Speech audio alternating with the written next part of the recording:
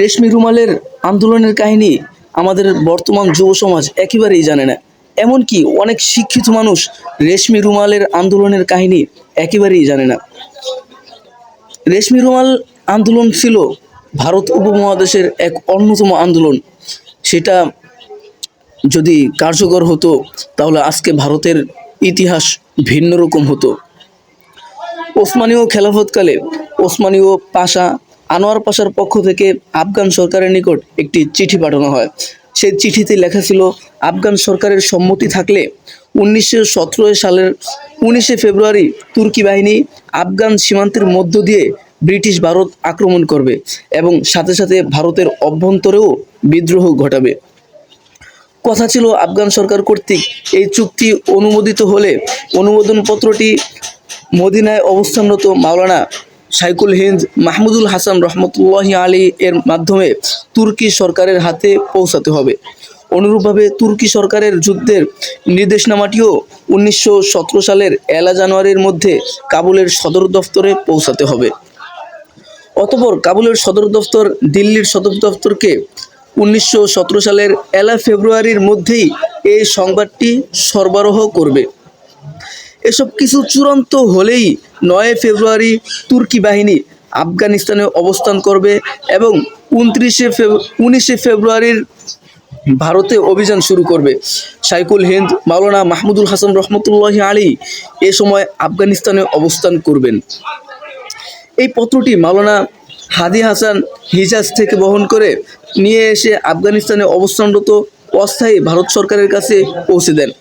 কাবুলস্থ ভারতীয় নেতৃবৃন্দ মাওলানা ওবায়দুল্লাহ সিন্ধির নেতৃত্বে এই চিঠি নিয়ে আফগান বাদশাহ হাবিবুল্লাহর সাথে সাক্ষাৎ করেন। বাদশাহ নিজে পররাষ্ট্র বিষয়ে ইংরেজদের কাছে নতজানু হওয়ার কারণে স্বতঃস্ফূর্তভাবে তিনি বিষয়টি গ্রহণ করতে পারেননি, কিন্তু তার পুত্র সর্দার ইনায়েতুল্লাহ ও সর্দার আমানুল্লাহ এবং তার ভ্রাতা ভাবি আফগান সম্রাট নাসরুল্লাহ খান সহ সরকারের অপর গুরুত্বপূর্ণ ব্যক্তিবর্গ ও দেশের জনসাধারণের আগ্রহের কারণে তিনি বিষয়টিকে নাকচ করতে পারেননি।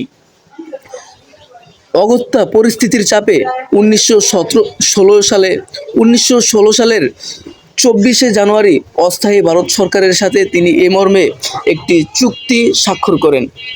যে চুক্তির ভাষ্য ছিল এরূপ যে, আফগান সরকার নিরপেক্ষ ভূমিকা পালন করবে, তুর্কি ফৌজ আফগান সীমান্ত দিয়ে ভারতে প্রবেশ করবে।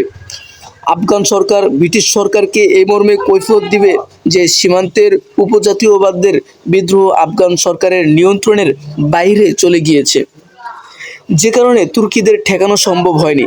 তবে ব্যক্তিগতভাবে কেউ এই যুদ্ধে অংশগ্রহণ করতে চাইলে এ ব্যাপারে তার কোনোরূপ আপত্তি থাকবে না।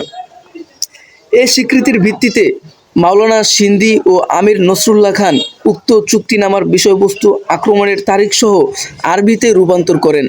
অতঃপর একজন দক্ষ কারিগর দ্বারা একটি রেশমি রুমালের গায়ে সেই আরবি ভাষ্য সুতার সাহায্যে অঙ্কিত করে সেটিকে মক্কায় অবস্থানরত মাওলানা শাইখুল হিন্দ মাহমুদুল হাসান রহমতুল্লাহি আলী এর নিকট পাঠানোর ব্যবস্থা করেন। এই অভিনব পন্থা অবলম্বনের মূল কারণ ছিল ব্রিটিশ বাহিনীর কড়া তল্লাশি এড়ানো এবং তাদের চোখকে ফাঁকি দিয়ে খবরটি নির্বিঘ্নে মদিনায় পৌঁছানো।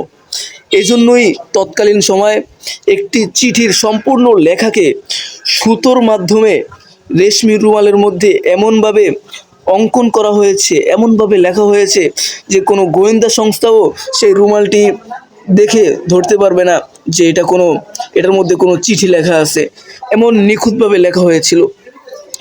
চুক্তিপত্র রূপী এই রুমালটি বহন করে নিয়ে যাওয়ার জন্য শাইখুল হিন্দ রহমতুল্লাহি আলী এর একনিষ্ঠ ভক্ত এবং পূর্ব থেকেই এই কাজে জড়িত নওমুসলিম শায়েখ আব্দুল হককে নিযুক্ত করা হয়।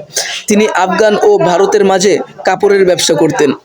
কথা ছিল তিনি এই রুমালটি সিন্ধুর শায়েখ আব্দুর রহিমের নিকট পৌঁছে দিবেন এবং শায়েখ আব্দুর রহিম হজ করতে গিয়ে তা শাইখুল হিন্দ রহমতুল্লাহি আলী এর হাতে পৌঁছে দিবেন।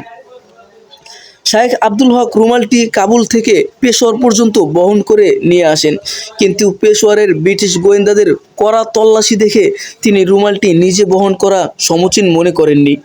সুতরাং তিনি তা লোক মারফত শায়েখ আব্দুর রহিমের নিকট পৌঁছানোর ব্যবস্থা করেন। বেশ বেশ কয়েকজনের হাত বদল হয়ে পত্রটি শায়েখ আব্দুর রহিমের নিকট পৌঁছে। এদিকে আমির হাবিবুল্লাহ খান, এক গাদ্দার মুনাফেক, ইংরেজদের থেকে বিরাট অঙ্কের আর্থিক সুবিধার বিনিময়ে গোপনে এসব তথ্য ইংরেজ সরকারকে সরবরাহ করে। ফলে গোয়েন্দার তৎপরতা জোরদার করা হয় এবং 1916-এর 9 জানুয়ারি গোয়েন্দা পুলিশ শায়েখ আব্দুর রহিমের বাড়ি থেকে তল্লাশি চালিয়ে রেশমি রুমাল রূপী পত্রটি উদ্ধার করে ফেলে। আহ, কি মর্মম! এই গাদ্দার মুনাফিকরাই বারবার আমাদের ইতিহাসকে কলঙ্কিত করেছে, আমাদের বিজয়কে ওরাই থামিয়ে দিয়েছে। আল্লাহ ওদের উপযুক্ত ব্যবস্থা করে দিক। শায়েখ আব্দুর রহিম কোনো মতে পুলিশের নজর এড়িয়ে পলায়ন করেন এবং চিরতরে আত্মগোপন করেন। এইভাবেই এই গোপন তৎপরতার কথা ইংরেজ সরকারের নিকট ফাঁস হয়ে যায়। ফলে এই আন্দোলনের কর্মী ও নেতাদের গ্রেফতার করা শুরু হয়।